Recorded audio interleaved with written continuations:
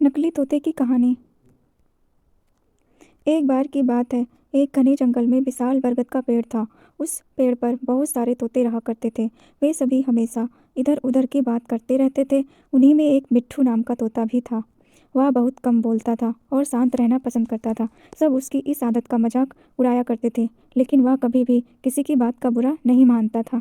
एक दिन दो तोते आपस में बात कर रहे थे। पहला तोता बोला, मुझे एक बार बहुत अच्छा आम मिला था।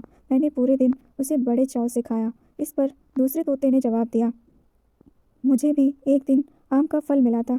मैंने भी बड़े चाव से उसे खाया था। वहीं मिट्ठू तोता चुपचाप बैठा था। तब तोतों के मुखिया ने उसे देखते हुए कहा, अरे हम तोतों का तो काम ही होता है बात करना, तुम क्यों चुप रहते हो? मुखिया ने आगे कहा, तुम तो मुझे असली तोते लगते ही नहीं, तुम नकली तोते हो। इस पर सभी तोते उसे नकली तोता कहकर बुलाने लगे, लेकिन मिट्ठू तोता फिर भी चुप था। यह सब चलता रहा। फिर एक दिन रात में मुखिया की बीवी का हार चोरी हो गया। मुखिया की बीवी रोती हुई आई और उसने पूरी बात बताई। मुखिया की बीवी ने कहा, किसी ने मेरा हार चोरी कर लिया है और वो हमारी ही झुंड में से एक है। यह सुनकर मुखिया ने तुरंत सभा बुलाई। सभी तोते तुरंत सभा के लिए इकट्ठा हो गए। मुखिया ने कहा, मेरी बीवी का हार चोरी हो गया है और मेरी बीवी ने उस चोर को भागते हुए भी देखा है।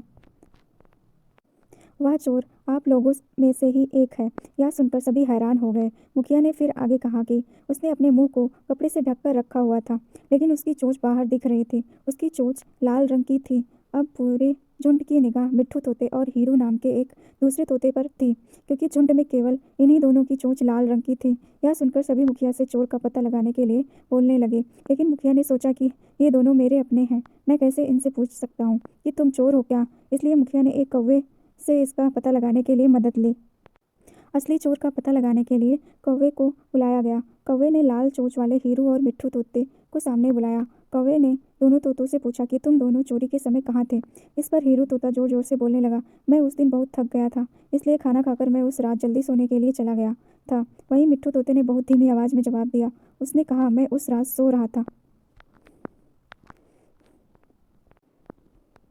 इस बात को सुनकर कौवे ने फिर पूछा, तुम दोनों अपनी बात साबित करने के लिए क्या कर सकते हो। इस पर हीरू तोता फिर बड़ी तेज आवाज में बोला, मैं उस रात सो रहा था, मेरे बारे में सब जानते हैं, ये चोरी मिट्ठू ने ही की होगी, इसलिए वह इतना शांत होकर खड़ा है। मिट्ठू तोता चुपचाप खड़ा हुआ था। सभा में मौजूद सभी तोते चुपचाप यह सब देख रहे थे।